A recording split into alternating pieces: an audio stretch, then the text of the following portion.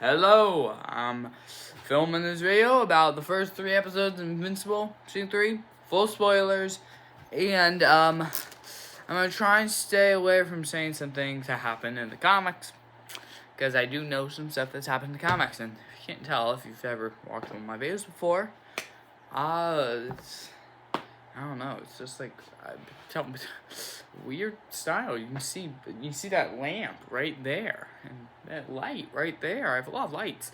Anyways, let's start.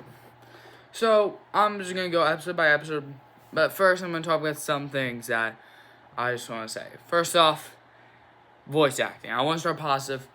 Voice acting, just as good as ever. I did have, one where I was like, ooh, I don't like that voice. Whoever played, the General Viltrumite when the Scourge virus first released, I'm not, whatever performance he was trying to do. I guess that's it. For the voice acting, everyone else did as well as normal. Here's more negative. Animation. Okay. I'm not gonna say it's terrible. I think it's slightly better from last season. My arm's so long. Oh my god. It's like, ooh, that's really long. I normally I do this and now you can see my whole arm. Anyways, the animation is slightly better. I guess during fight scenes it definitely looks a little better. Sometimes, there was one that really hit me out of it where it was I think it was during the Space Racer or Ragnar fight where it was with Alan and Nolan. It just did not look the best. And episode 3 had some really and then partly episode 2, but mainly episode 3 had some really bad 3D CG animation. I mean, that was the biggest problem about season 1's animation. That 3D stuff kind of sucked, and I thought they ditched it. Now it's back, but overall, I didn't expect the animation to be amazing. It's never really been amazing. It's always been, since season 2, pretty bad. So, it is what it is. But anyways, let's talk about the episodes, because I know you're getting bored. Okay, so let's just start off with episode 1. It was a really good start. I don't know if it's my favorite pilot or premiere of the season, the series, because, I think season 2 is currently my favorite, because I already knew about the twist in episode 1 of the season, so I didn't really have all that much hype for season 1, episode 1. But overall, I really liked this episode. I think it has a nice conflict, although I do think Mark, again, a little annoying. He's annoying me a lot.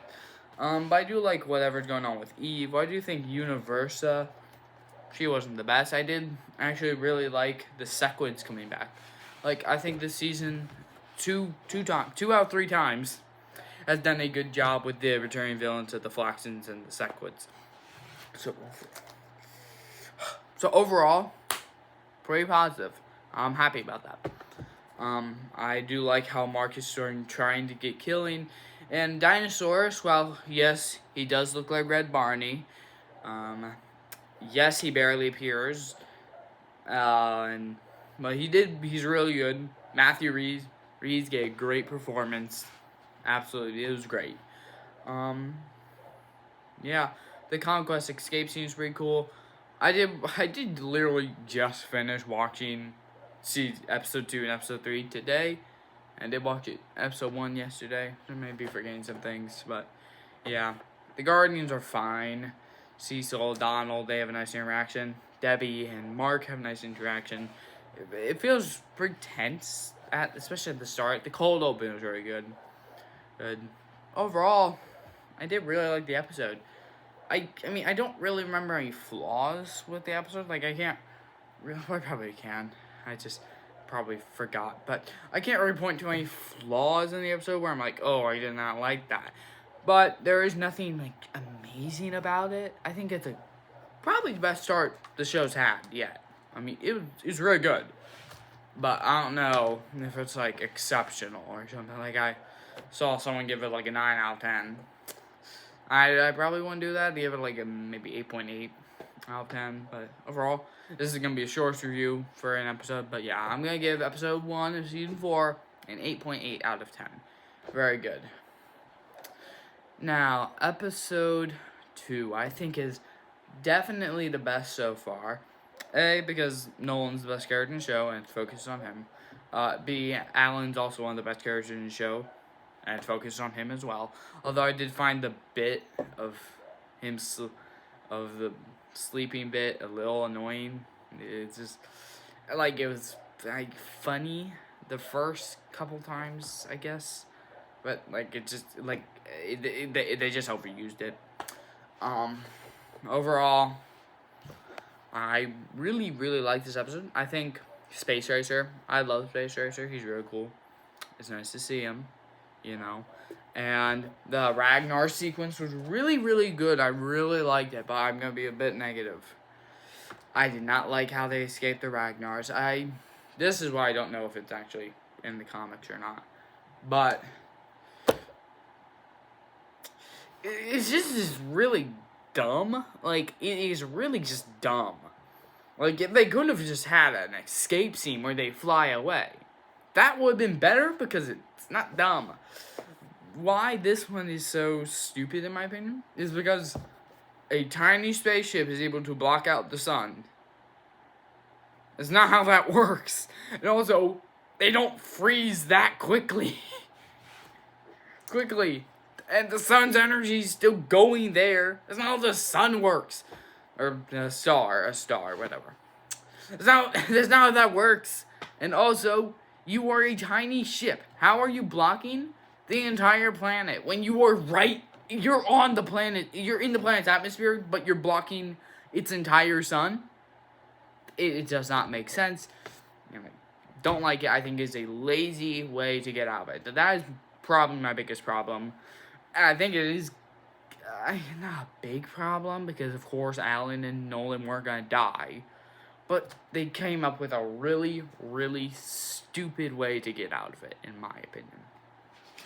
But I'll just talk about the first sequence because I forgot about that. The Scourge virus sequence, I really loved. Seeing all the Viltrumites dead. I mean, I know about the comics, so I knew about it. But it's still really good. It was a really well executed sequence, especially with Omni-Man becoming adult Viltrumite beforehand. I think it built up to well. And I think it worked really well. So, props. Anyways, yeah. I really liked that whole, sequence. I thought it was really good, Really good sequence. But that's another positive I can say. Yes, I got one. I really like the ending sequence with Thetis and Nolan. I really like Nolan's whole conflict in this thing of seeing how terrible the Viltrumites truly were and seeing how they're still his people, so he can't just, kill them all. But, yeah. Ooh. Now it looks so small. Now I'm tall. But now I'm small. Woo. Okay. I just didn't realize I could do this. It's so expansive. Anyways, what if I push it back? Oh my god. You can see that. We saved it, guys. Oh wait, crap. Hopefully I'm at the right angle. Okay. Back to it. I really liked this episode. I think it was all very good. I liked the character dynamics. I think it was very good. I think it's one of the best of the show, honestly. To be fair, I'm not gonna give it like a 10 out of 10. I think it's like a 9.4 out of 10. Invincible, in my opinion, only has one 10 out of 10, and that's season 3 finale. Maybe this season will top it.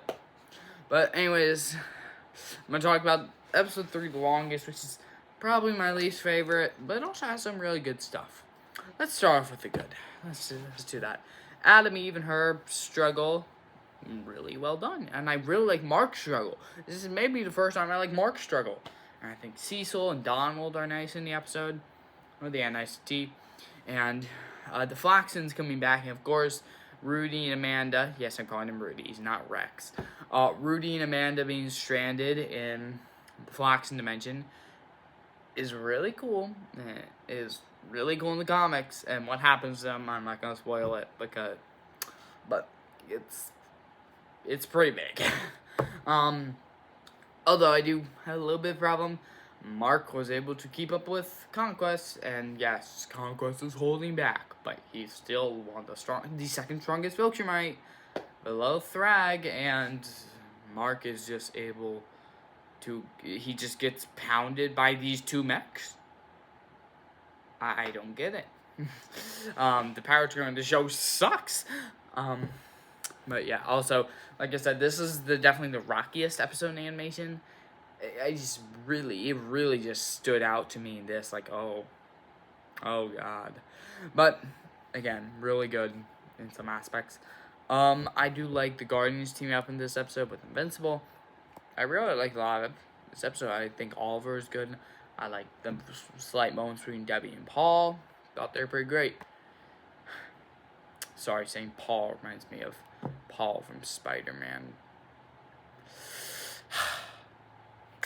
But where this episode loses a bunch of its steam is in the Titan and the Mr. Liu and Machine Head plot. Okay, I don't get why people find Machine Head funny. He's really not that funny.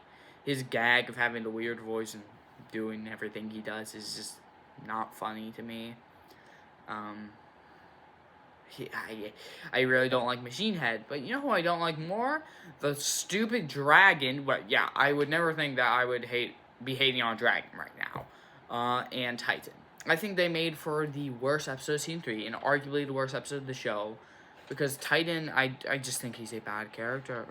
I mean, this is probably his best appearance yet, but I just do not like him. I think he is shallow. I think, like, shallow in character. I don't think he has much to him. I think they talk him up just to never show it. Like, oh, he's so smart. Oh, he can do all this, and that. Never show it. And also, I think the moment between where Invincible is about to kill Titan is really, really dumb. He's like, never mess with my family again. You sent Oliver out there because you went to help Eve. That's not his fault. That's your fault. And the dragon just sucks. It's just bad. I don't think it's captivating villain. I don't like this order thing. I think they are all nothing burgers of characters who don't have anything to them and are just, every time I'm on screen, I'm very annoyed by them. So yeah. Overall, I think the episode's the worst out of all of them. I think it has some great moments, but it's just dragged down. I'm gonna give it an 8.3 out of 10. I mean, that's a still good rating, still great rating, actually. But the fact that half the episodes just or okay, or just okay and sometimes good, really drags it down for me. So overall, I'm really liking Invincible Season 4, even though I know it's gonna get heavily overrated because that's what everyone does with Invincible, right? Sorry. Me thinking Invincible's overrated, it's coming through, you know, like,